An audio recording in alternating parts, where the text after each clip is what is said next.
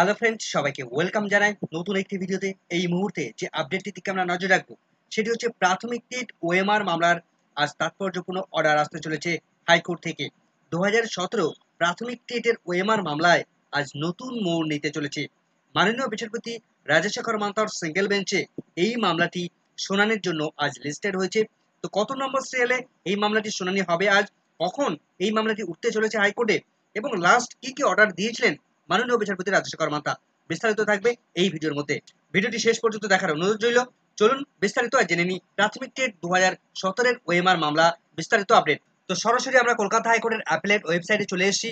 তো ডেইলি যে cause list, সেই কজ লিস্টে আমরা দেখতে পাচ্ছি ফ্রাইডে 12 জুলাই 2024 তারিখ অর্থাৎ আজকের ডেটেই এই মামলাটি মাননীয় বিচারপতি রাজশেখর মান্থা তার সিঙ্গেল বেঞ্চে কোর্ট নাম্বার 13-তে এই প্রাথমিক টেট ওএমআর এর মামলাটি 2017 টেট ওএমআর মামলাটি তাৎপর্যপূর্ণ মোড় নিতে চলেছে আজ কলকাতা হাইকোর্টের সিঙ্গেল বেঞ্চে।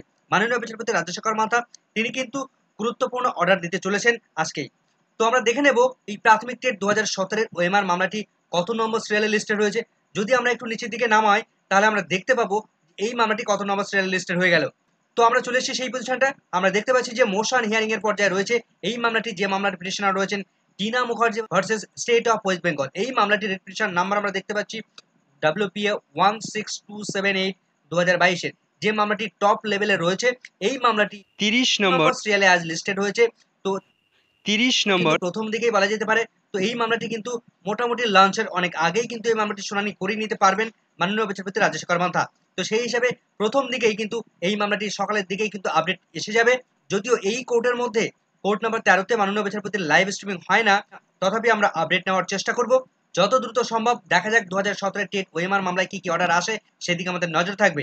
তো এই মামলাটি গত 9 জুলাই 2024 তারিখে মামলাটি শুনানি হয়েছে এবং ওই দিন মাননীয় বিচারপতি কিন্তু গুরুত্বপূর্ণ অর্ডার দিয়েছিলেন। তো আমরা যদি এক ঝলকে যদি একটু দেখে নিই তাহলে আমরা দেখতে পাবো গত 9 তারিখে প্রাথমিক শিক্ষা পর্ষদের তরফ থেকে যে সাপ্লিমেন্টারি এফিডেভিট প্রোভাইড করা হয়েছে, কলকাতা হাইকোর্টে জমা করা হয়েছে, সেখানে যে বিস্ফোরক তথ্যগুলো তুলে ধরা হয়েছে বা দাবি জানানো হয়েছে সেগুলো কিন্তু খুবই মারাত্মক বিষয়।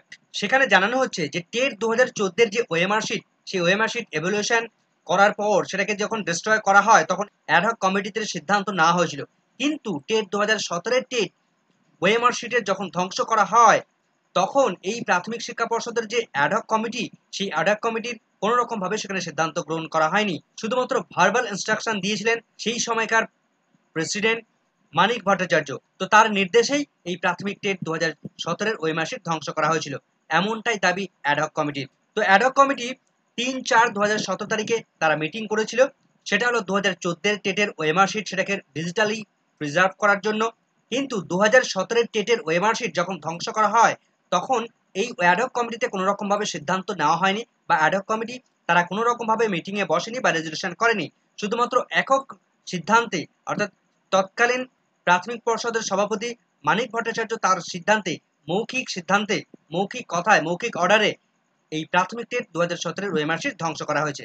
তো এই সমস্ত বক্তব্য শোনার পর মাননীয় বিচারপতি রাজশেখর মান্থা তিনি কিন্তু এই যে রেজলিউশন হয়েছিল, যে এই সমস্ত অ্যাডহক কমিটি তারা যে দাবিটা জানিয়েছে, সেখানে যে রেজলিউশন গ্রহণ করা হয়েছিল, যে সিদ্ধান্ত গ্রহণ করা হয়েছিল, তার অথেন্টিকেটেড কপিটা এই মুহূর্তে কলকাতা হাইকোর্টে কিন্তু জমা পড়তে চলেছে আজ 12 জুলাই 2024 তারিখে। তো ওই দিনই কিন্তু ঠিক করে দিয়েছিলেন মাননীয় বিচারপতি যে 12 জুলাই 2024 তারিখে এই মামলাটি শুনানি করানো হবে, এবং সেই মতোই কিন্তু আজকে এই মামলাটি 30 নম্বর সিরিয়ালে লিস্টেড হয়ে গেল। তো দেখা যাক আজকে কি আপডেট উঠে আসে, সেদিকে আমাদের নজর থাকবে। পরবর্তী আপডেট পেলে অবশ্যই আপনাদের সঙ্গে শেয়ার করব। এই ধরনের আপডেট পেতে চ্যানেলটির সঙ্গে থাকবেন। আপাতত এই ভিডিওটি শেষ করছি। ভিডিওটি শেষ পর্যন্ত দেখার জন্য সকলকে ধন্যবাদ।